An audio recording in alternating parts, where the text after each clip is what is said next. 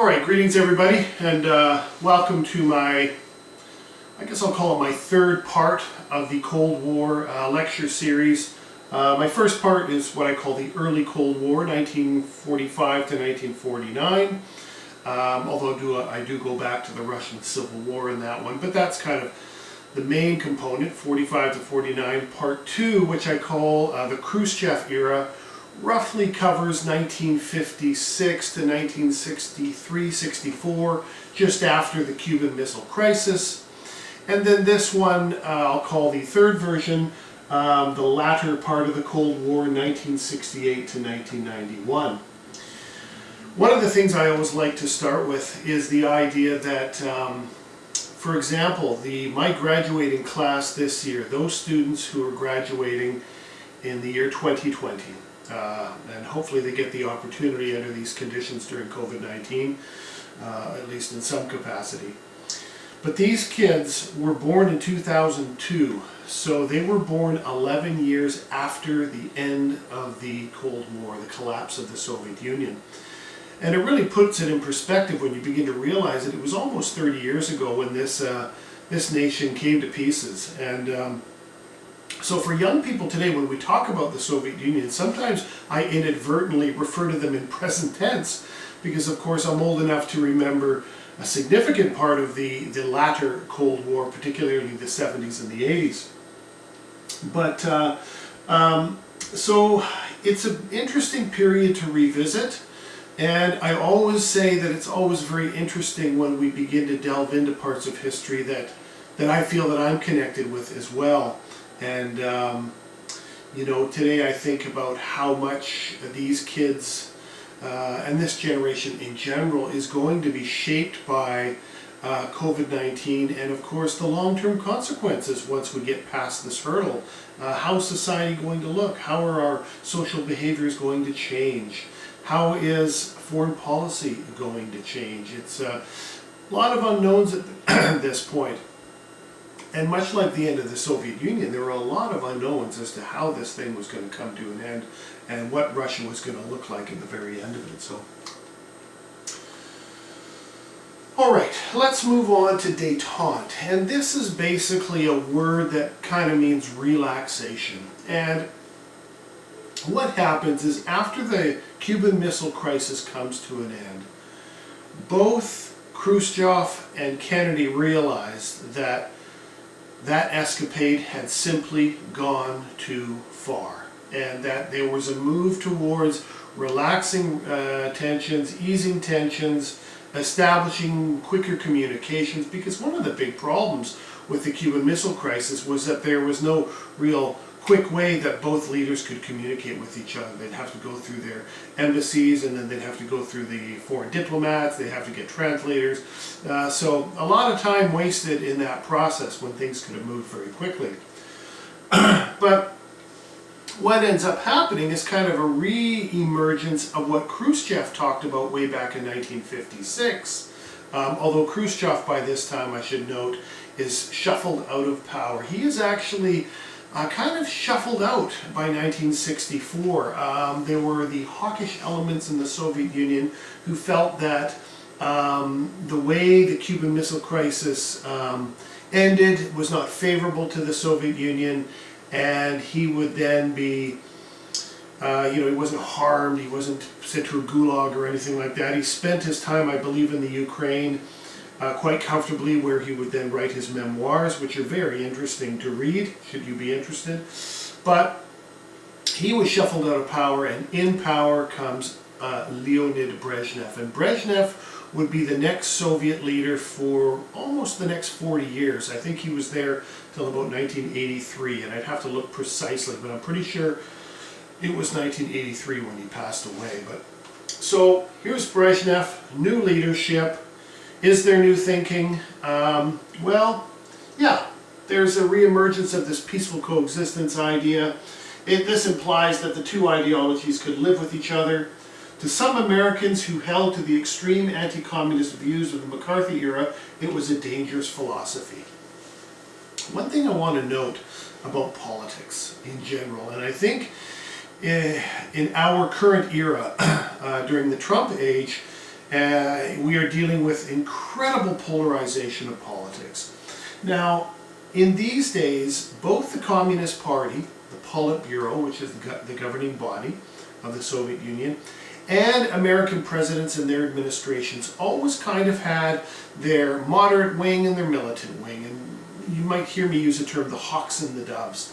Both of them had to deal with chirping from their hawks on one side saying do this, and the doves saying do this.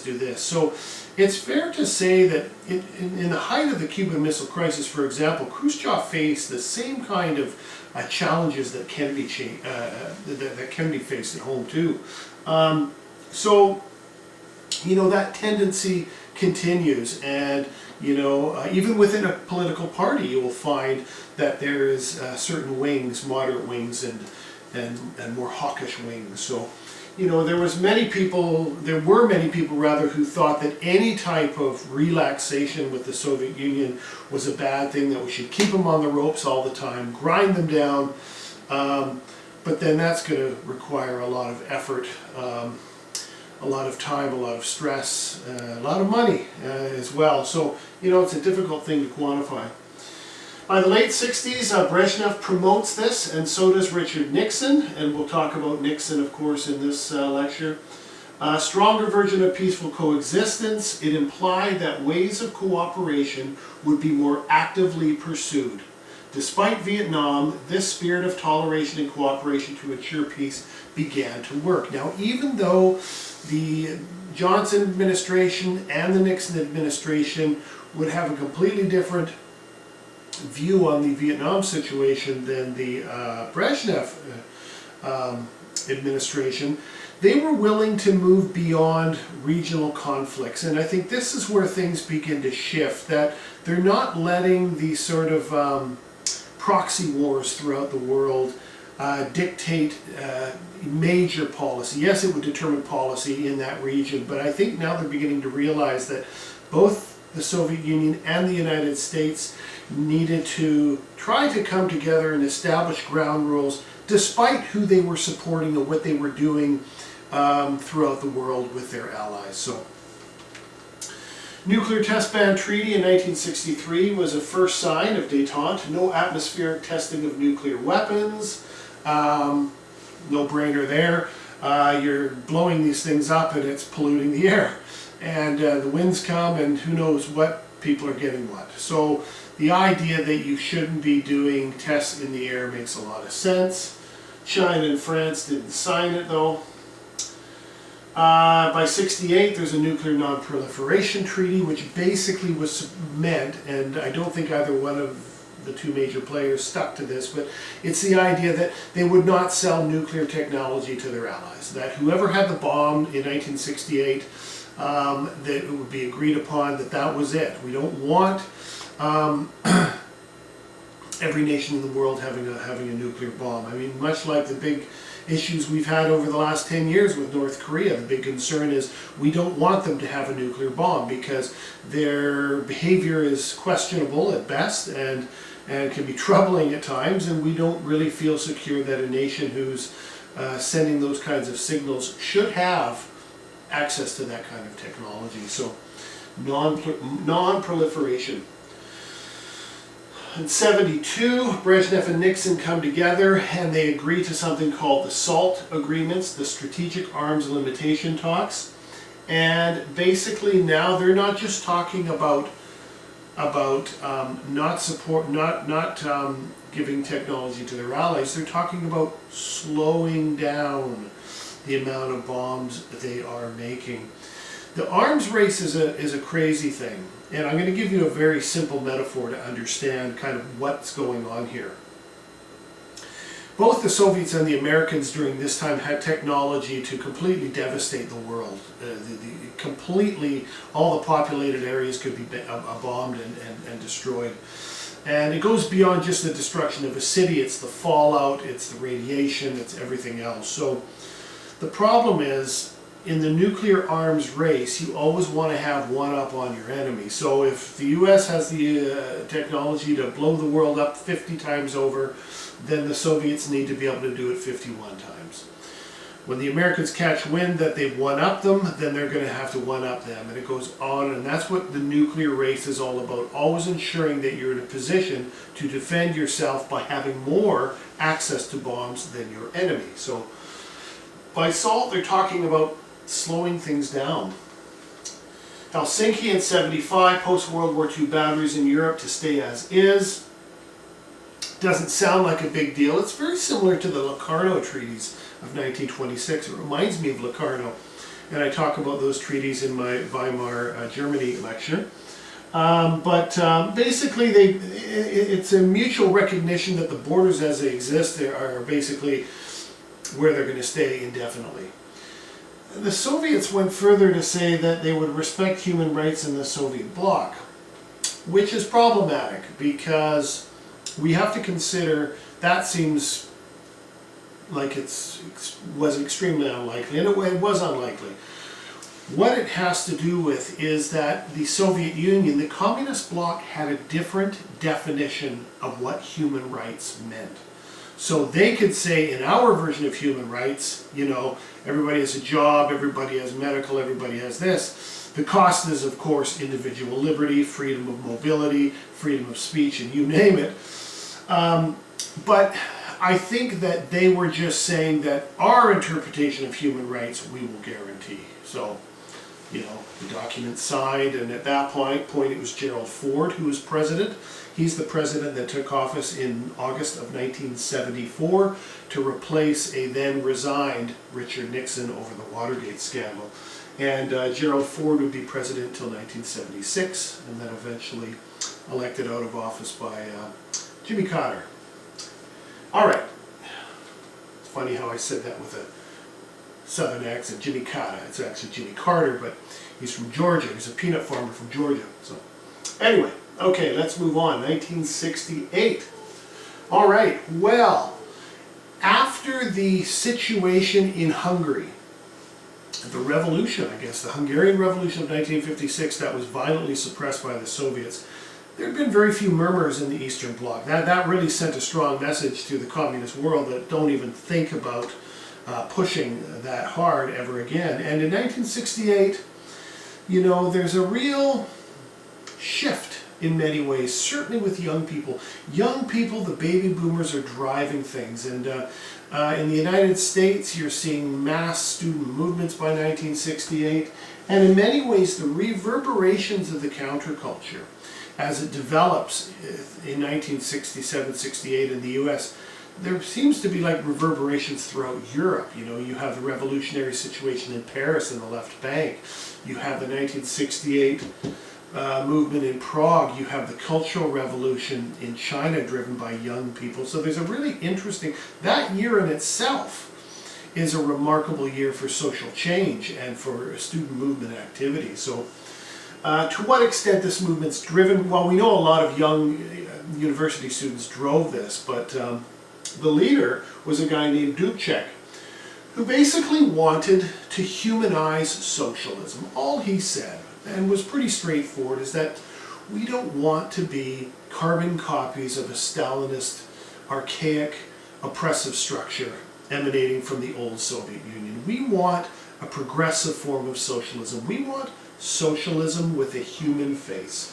We want to chart our own course. And what happened is he makes kind of the mistake that the Hungarian leadership did in 1956, where he promised free elections and opposition parties. And in August 1968, 500,000 Warsaw Pact troops entered to minimal resistance. Well, is it any wonder there was minimal resistance when you get 500,000 Warsaw Pact troops, most of whom were Russian, but there were other troops from East Germany and Poland and even Czechoslovakia as well. Resistance kind of pulled back. There wasn't the kind of resistance to this as there was in 56, so the bloodshed, fortunately, was minimal. There's many images of young people coming out and facing, you know, soldiers with rifles out and young people putting flowers in the guns and things like that. So there was that kind of that element that, as I said, reverberated into Czechoslovakia, that youth movement, and to what extent, I don't know if I mean, I know the baby boom was quite significant in both Canada and the United States, particularly the United States, and I don't know to what extent that was the same in Europe, but my sense is that it probably was quite similar. Russia feared demands from other Eastern European countries if they allowed reforms in Czechoslovakia. That is the bottom line, and that was the thing with Hungary as well. They were afraid that if they gave in and compromised to these reforms to Czechoslovakia, that there would be a sort of domino theory, to use Eisenhower's famously coined term, that the other Eastern Bloc countries would kind of want the same thing. So shut it down. There was no bloodshed as in Hungary, but Dubček was replaced by a hardliner named Gustav Husak. And Dubček, unlike the leadership in Hungary, was not executed. He was given a benign position in the Forestry Commission, so he wasn't killed. Out of the Prague experience for the Soviet Union, Brezhnev creates his own doctrine. He calls it the Brezhnev Doctrine, and the best way to think about the Brezhnev Doctrine is it is essentially the Truman Doctrine in reverse. That is, Brezhnev said that the Soviet Union will not tolerate any interference in the communist world by what was deemed as pressures from the outside, from Western forces, or inspiration from the West, what have you, that he was willing to bring in the tanks anytime he saw that there was trouble. So the Brezhnev Doctrine was a warning to the Eastern Bloc countries.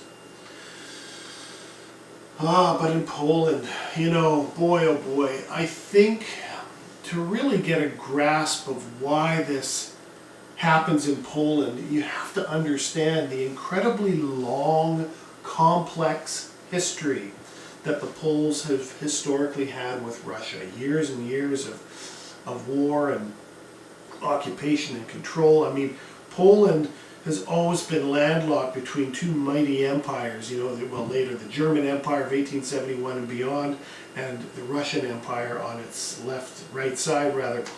So I think just by the very nature of geography, Poland has had some significant struggles in determining independence, if you will, over hundreds of years. So, but the Poles struggled with Soviet control, who tried to suppress the Catholic Church. It's interesting that Catholicism had such a significant influence in Poland, but it did. And of course, in 1978, I believe it was 78, when they elect Pope John Paul II, who's Polish, Catholic, of course, and that really kind of boosts the morale, if you will, of those in Poland to say, hey, wait a second here, the Pope is now Polish and he's a Catholic. So it kind of emboldened the Poles to kind of stand up and resist, begin to resist Soviet control. At the end of the day, much like I'm sure many of the other countries in the Eastern Bloc were thinking this, they wanted to be free to make their own policies. Pretty simple, you know. They wanted an end to shortages in foods and goods, and we see the economies, certainly by the 1960s and 70s, really begin to stagnate. You know, one of the huge fundamental flaws of the experience of Marxism or communism in the 20th century was the inability to recognize that one of the most basic tendencies, the most basic human nature, is the idea that if we work hard, we should be rewarded for it. It doesn't mean we're selfish. It just means that I should be able to profit from my hard work, right?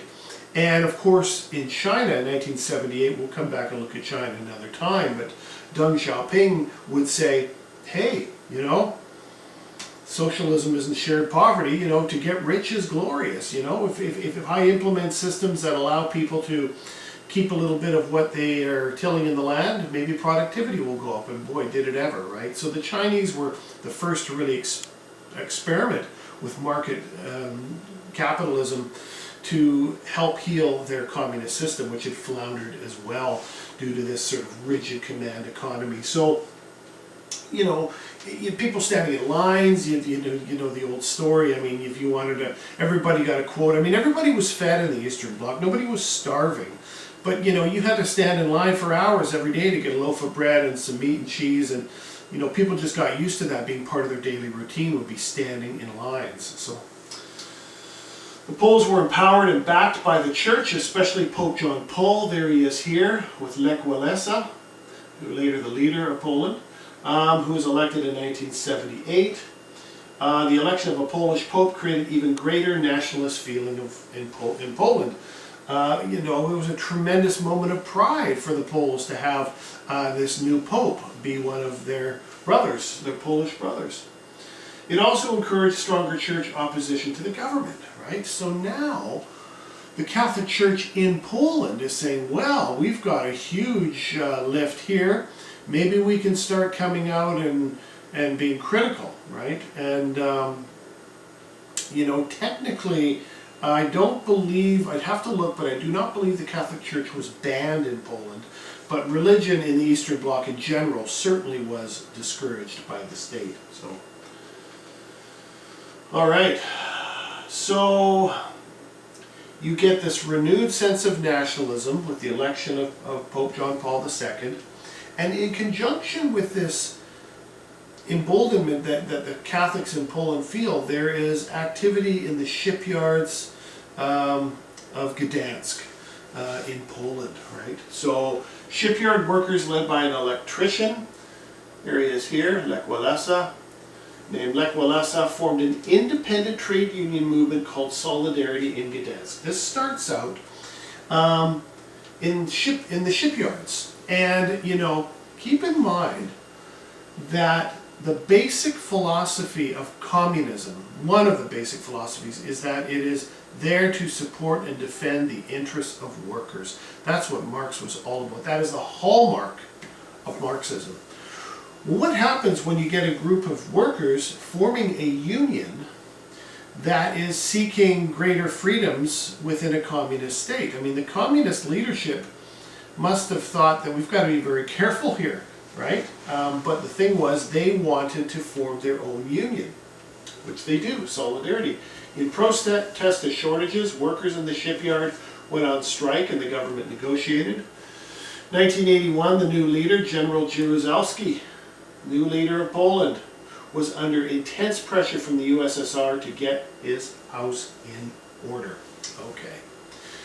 I am no apologist for Jaruzelski, but I think it should be clarified that he was under tremendous pressure. The Soviets basically said, either you fix this trade union business in Gdansk, or we will. You make the choice. You bring in the tanks and deal with it, or we will. What's the lesser of two evils? Holy mackerel. What an impossible situation. But he introduces martial law, because he'd rather do it than letting the Soviets. And in 1982, banned Solidarity, but they would release Lech Walesa as a result. So Walesa, I think because of his popularity, the Polish government didn't want to imprison him or certainly execute him or anything like that. 1983, martial law is ended, but Solidarity remained illegal. The problem was, too, is that when they banned Solidarity, there was a lot of workers that it left a real bad taste in their mouth. So that kind of repression was just like, I don't know, like throwing gasoline on a fire. It was just a matter of time before that bubble was going to burst. And it does eventually.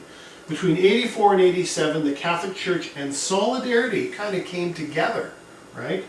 Led the opposition to the government. When you get those two organizations coming together, and then people began to feel like they are, you know, their confidence goes up, and more people are sort of getting behind the church, or getting behind Solidarity. 1988, Poland was one of the first to move away from communist control, and it was relatively bloodless, I should say.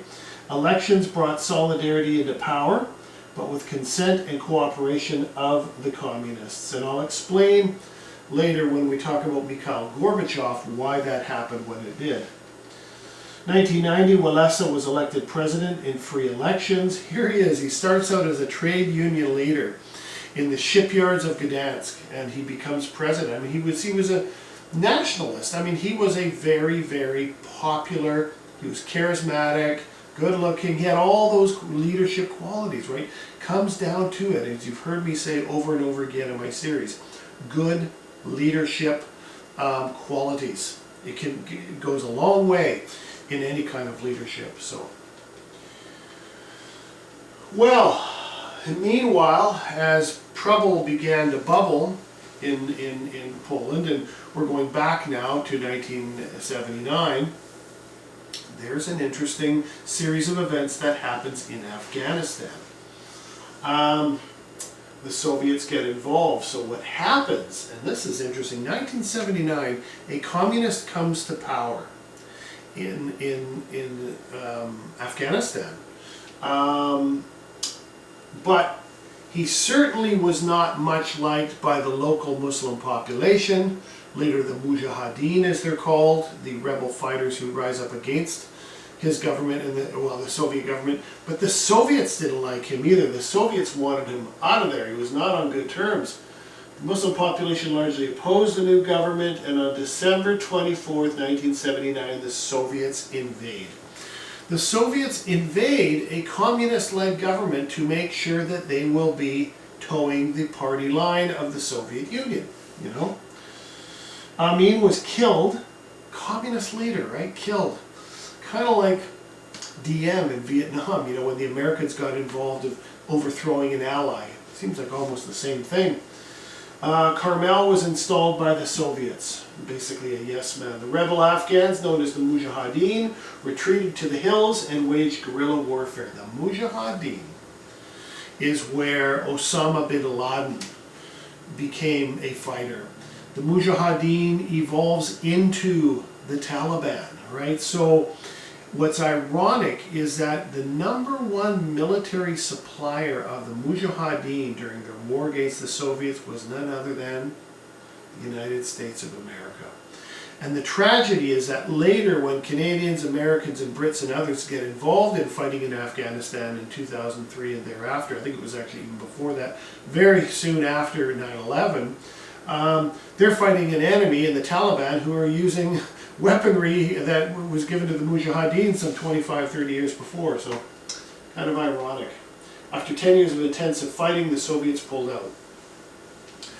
What the Soviets face in Afghanistan is almost identical to what the Americans face in Vietnam. It's the same thing, a huge, powerful country trying to suppress and take control of, a small, relatively peasant-based society. And they just couldn't do it. The Mujahideen retreated to the hills, they implemented guerrilla warfare, and the Soviets did not have a chance. And the war dragged out for 10 years before Mikhail Gorbachev finally decided to call an end to it. Well, the new president who would follow Gerald Ford was Jimmy Carter, elected in 1976, stayed in power until 1980. He stated that the invasion completely changed his view of the USSR, so he was extremely disappointed. He refused to agree to another strategic arms limitation talks with them as a result. The 1980 Olympics were boycotted by many countries in the West, which is always unfortunate when politics meddles with the Olympics, but it happens. I mean, and you know, so a lot of Western nations didn't go in 1980, so of course the Soviets cleaned up in the gold medals, and so did the Eastern Bloc as well. They didn't have the competition they should have, but Jimmy Carter begins the policy of beginning to kind of rearm, and of course that is greatly accelerated later by the Reagan administration. He opposed a ban on grain sales to the USSR, put an end to Detente, and started what was called the Second Cold War. All that really means is that the heightened tension that existed from 1945 to 1962, during the height of the early Cold War, is kind of reignited, right? So it's this, you know, I'll never forget when Reagan came into power, when he became president in January 1981,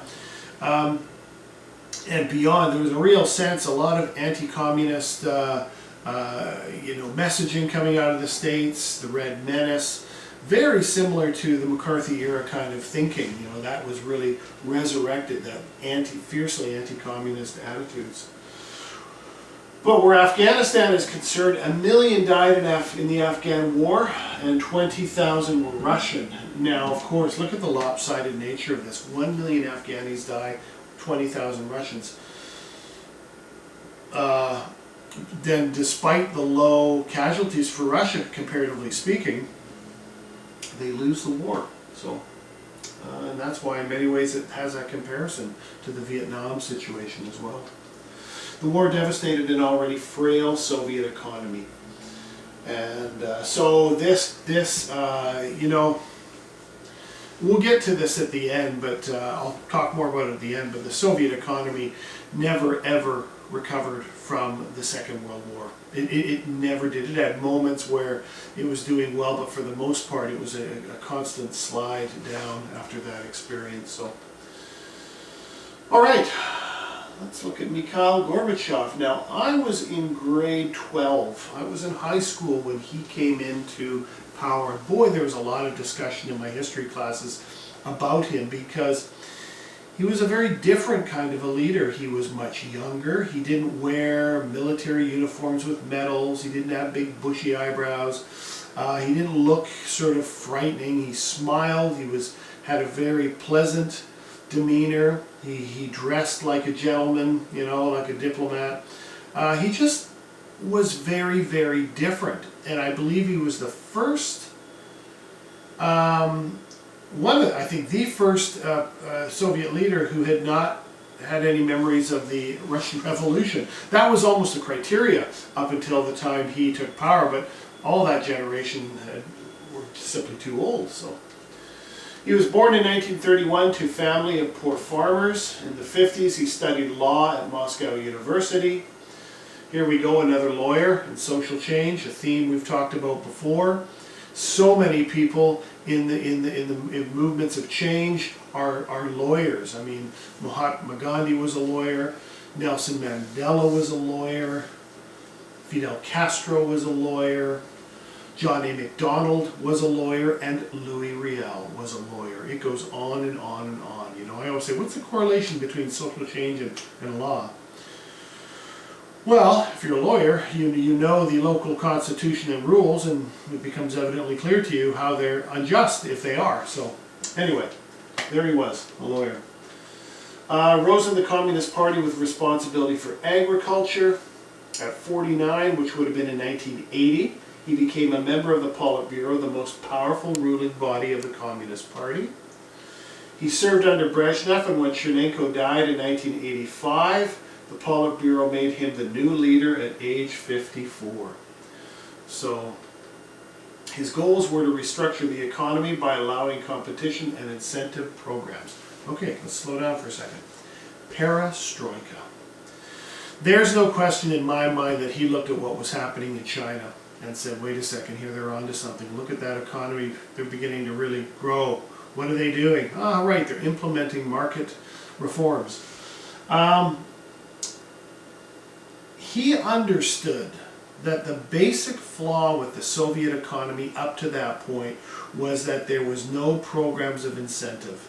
And what's interesting is that Lenin himself, the godfather of the revolution, if you will, implemented his own new economic policy in 1922 that gave peasants and workers incentives for working hard and keeping a little for themselves. So there was a history of this working.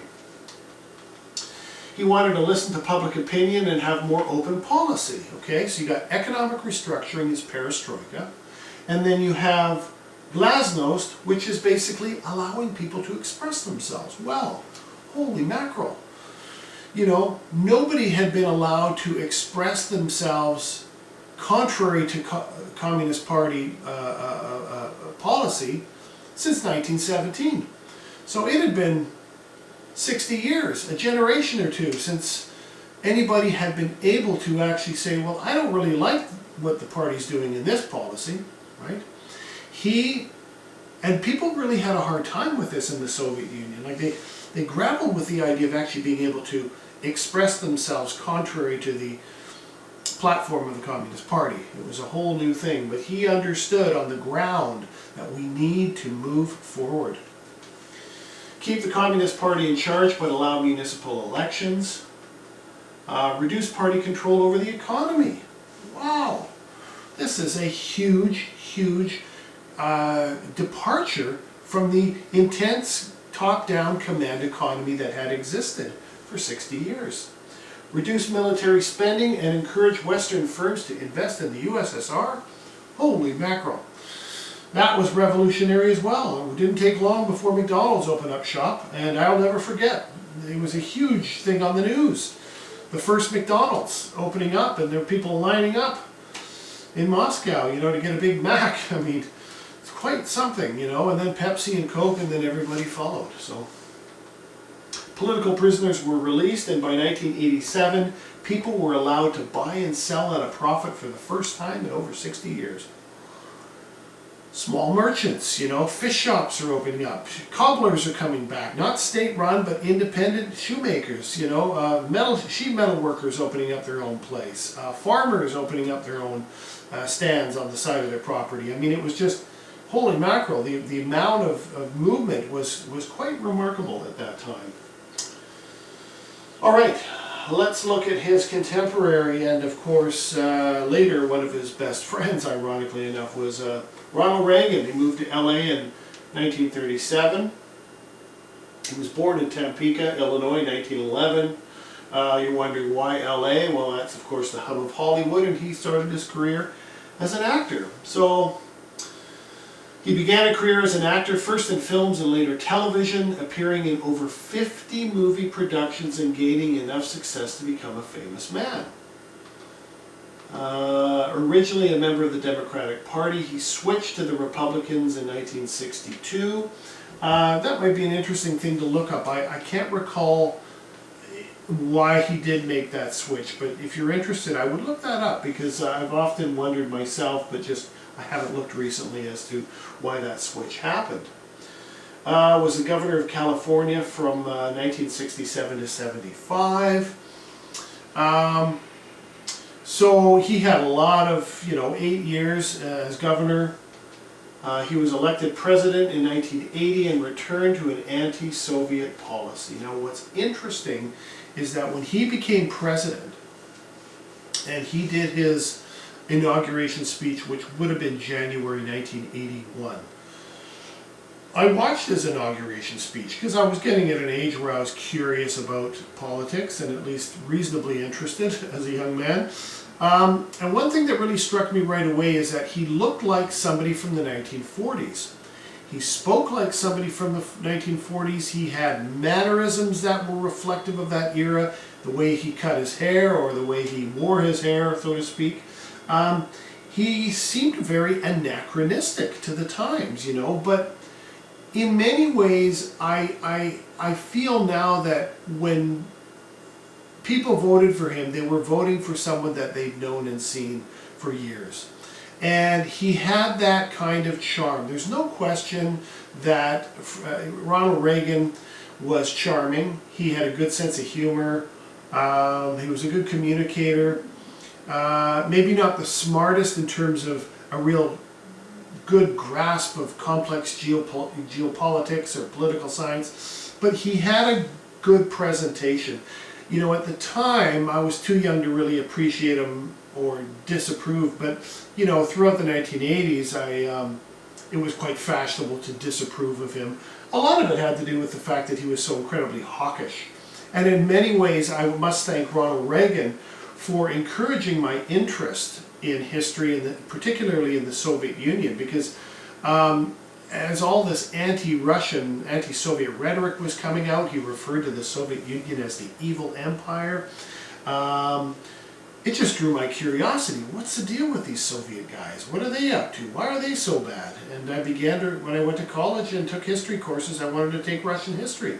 And a lot of it was fueled by the anti-Soviet rhetoric that was coming out of the Reagan administration. So he expanded the military and actively supported anti-communist movements around the globe. Really accelerated the Truman Doctrine. Where I had kind of a bit of a political awakening was in Latin America, and of course the events down there, the Nicaraguan Revolution of 1979, the CIA and American support of anti-communist rebels throughout El Salvador and Honduras, and there's a real kind of push towards suppressing anything that appeared to be socialistic. And unfortunately for American policy, because it was very black and white, we saw the Americans getting involved in some really, really ugly civil wars, and a lot of people were killed and executed, particularly in El Salvador during that civil war. So, you know, part of that was this active sort of policy of suppressing any semblance of communism anywhere in the world. He launched this strategic arms initiative, and between 1980 and 85 emerged a very aggressive policy towards the USSR. And what's interesting is in the second half of his administration, so he was president from 1981, well, 80 till 89. He was done basically in January 89 when George Bush Sr. became president. So for 8 years he was the president, much of my, teenage years into my early 20s. So he was a big part of that landscape of American politics as I was growing up and finding my own sort of political voice and so forth. And when he meets Gorbachev, it's quite remarkable because I think I know he quite liked him, and that whole sort of really vicious anti-communist rhetoric coming out of the administration kind of subsides a bit. It becomes much more muted after he meets Gorbachev. And they meet in Geneva for the first time in 1985. They got along extremely well and continued their friendship beyond leadership. I mean, what an amazing thing, you know. Reagan's opinions, not only of Gorbachev but of the Soviet Union in general, completely change. He doesn't become some great fan of communism or anything like that, but I think getting to know Gorbachev and also seeing what he was doing in the Soviet Union, from an American perspective, you really couldn't help but kind of admire the tenacity of some pretty bold, sweeping economic and social change occurring in the Soviet Union. So between 1985 and 1991, there was a significant thaw in relations between the USA and the USSR as a result of Gorbachev's reforms. So, you know, when you talk about the end of the Cold War and who won it, nobody, I mean, I've heard so many people say Ronald Reagan won the Cold War, or the Americans did. Well, I would argue that the Soviet Union was going to collapse. The system as it existed at that point didn't have a chance. If Gorbachev's reforms came in 15, 20 years earlier, they may very well have diversified enough to the point where we have a similar situation in China, where you still have the Communist Party in charge. It is still very rigid. There's very little political freedom, but there's a whole bunch of economic freedom in China, right? And that's a difficult balance. You can make as much money as you want, but don't you dare criticize the state. So, interesting. All right, let's move back to Europe. So Gorbachev's reforms and repeal of the Brezhnev Doctrine, opposition grew to communist control in Eastern Europe. When Gorbachev repeals that Brezhnev Doctrine, that was the one that we talked about earlier when we looked at the Prague Spring, that the Brezhnev Doctrine said that the Soviets would get involved in any country that they felt was being undermined by outside forces or internal enemies. Now, that's a heck of a signal. Gorbachev says, I'm repealing the Brezhnev rule. Gorbachev had come to the conclusion that the Soviet Union had its own fish to fry. It had its own problems to deal with. They couldn't micromanage everybody anymore. You guys need to figure yourselves out just like we do. And the moment he repeals that Brezhnev Doctrine, holy mackerel, things begin to move very quickly in the Eastern Bloc. They were already fed up with the one-party system we're talking Hungary, Czechoslovakia, Poland, the GDR, East Germany, Romania, and others. State-controlled economies were inefficient. Once again, no incentive schemes or programs. Their standard of living continued to flounder. Many in Eastern Europe were deeply religious and resented the persecution of the churches. That was another thing I think that the communists really had wrong, to try to suppress institutions that were embedded in the culture of those societies. I mean, to suddenly say you can't, we don't want you to go to church, we don't want you to believe in that, that's pretty tough. Even the Nazis didn't mess with the church, but the communists definitely were pretty rigid when it came to their intolerance when it comes to religion. Most Eastern European countries were drawn to national interests, meaning that Czechoslovakians wanted to worry about Czechoslovakia. Poles wanted to worry about Poland. Hungarians wanted to worry about Hungary. Everybody needs to find their path to economic recovery. And with that repeal of the Brezhnev Doctrine, things begin to move. By 1989, Poland had collapsed with the pressure from Solidarity. They were the first. By the fall of 1989, people were fleeing through Austria, and in November 10th, 1989, Berliners marched to the wall, and it was opened. In 1990, communists lost in elections, and the two Germanys were reunited in 1990. I had incredible fortune of being in Germany, unfortunately a little late. I got there in March of 1991, but it was before the Soviet Union collapsed. And I had family in East Berlin that I'd never met. They were my stepmother's family, actually, so they were kind of my step cousins in a way. But I went over there and I spent a month and a half in East Berlin, and of course I traveled because the wall was down. And it was very, very interesting to talk to them, and of course I was picking their brain about what life was like and so on and so forth. And the common theme from East Germans themselves, and from my personal experience, was that they said they all had enough to eat, they all had food, shelter, they all had a job, and they all had a free education. That piece was fine, no problem. What they didn't like was that the government kept trying to control their ability to think outside of East German government policy. You weren't allowed to watch West German television, even though there were signals beaming all over the place, which the East Germans tried to jam. You couldn't listen to West German music or Western music.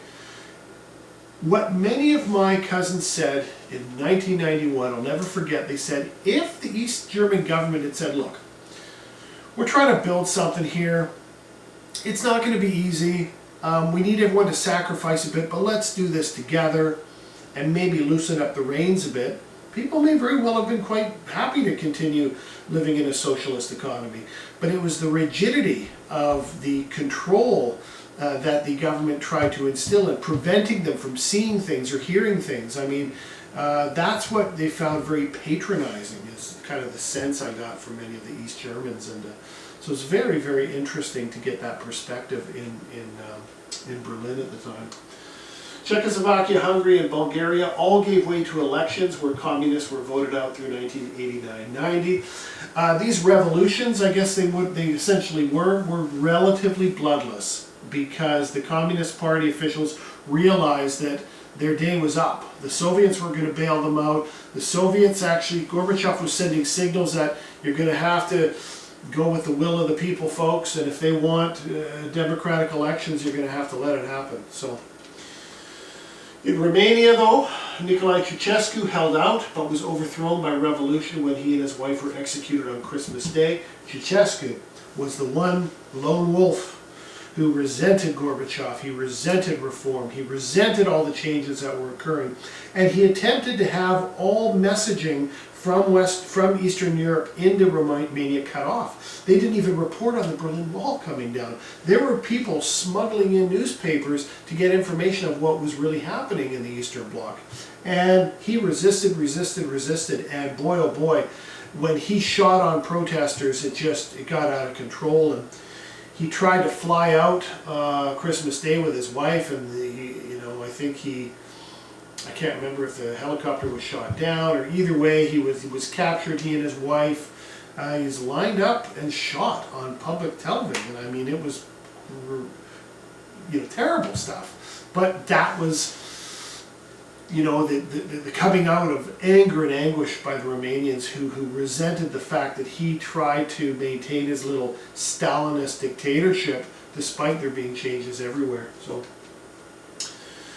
in the Soviet Union, hardliners, hawks, are very concerned with these events, and they're concerned about what's going to happen to us in the Soviet Union. They tried to take over in August of '91. There was a coup, and Gorbachev was held under house arrest in the Crimea. When these hardliners sent in the tanks into Moscow, a lot of the Russian troops and tank leaders were very confused. They were like, well, why are we doing this? And people came out and they cried and said, why, how could you do this?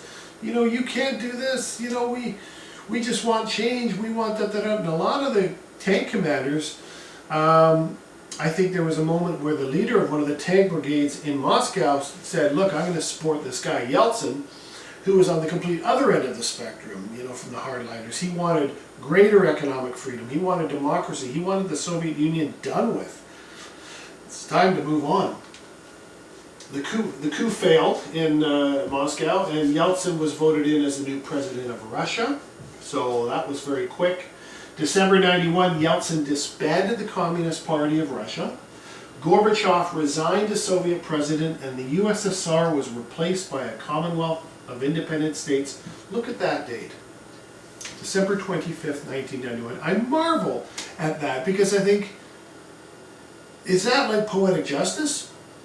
That the collapse of the largest atheist state of in the world occurs on the holiest of Christian holidays? It's very interesting. Was that intentional or did it just kind of land that way? But anyway, very, very interesting. Now, where the Soviet Union stands, I've always figured and considered the Soviet Union as a great tragedy. And I consider it a tragedy because it was supposed to be a nation built around the ideas of equality, fraternity, working together, sharing the wealth, equal distribution, harmony, kumbaya by the campfire, you name it. I know that sounds idealistic. But the promises made by the early communists, by the writings of Marx and many others, really became tarnished by a rigidity that I don't think anybody could have anticipated. That they had kind of become their own enemies, the communists. That, you know, anybody who has too much power, you've heard the refrain, you know, what's the one from... it's not Voltaire, but absolute power corrupts absolutely. You know, that it doesn't matter whether you're well-intentioned, if you've got too much power, it's going to go to your head and something's going to go wrong. The Soviet experiment and the communist experiment across the world could have been something really remarkable and progressive, but it became something other than that. It became rigid, it became intolerant, it became incredibly, I guess rigid and intolerant pretty well says it. I mean, you know, where the Soviet Union is concerned or where their economy is concerned, I don't think they ever recovered. Not only did they not recover from World War II economically, but they did not recover from the ugly shadow left by Joseph Stalin. There was no way that they could ever try to escape the horror show that existed during the period of the Great Purges and collectivization. And I think that in many ways, it was just a matter of time before that bubble bursts, and it does in 1991. Where does the Soviet Union stand? Well, one thing we can say is that you know, the existence of the Soviet Union does force some Western governments to implement more programs that benefit people, so they move away from communist thinking or socialist thinking. This was probably more prevalent in the 19th century, that saw a lot of European nations implement policies that attempted to appease workers' organizations and steer them away from communist thinking. So if there's anything we can say positive about that experience, I would say that's pretty much it. You know, communism today is pretty minimal. The Communist Party in China is basically running a market economy that is state-controlled. Vietnam is still a communist country. Cuba still is, and North Korea. It's kind of their own thing, but they stem from communism as well. So, anyway, that being said, I want to thank you again for watching my final lecture on the Cold War. And please don't hesitate to comment or contact me if you have any questions. And we'll leave it at that. Thank you very much for watching my lecture. Take care.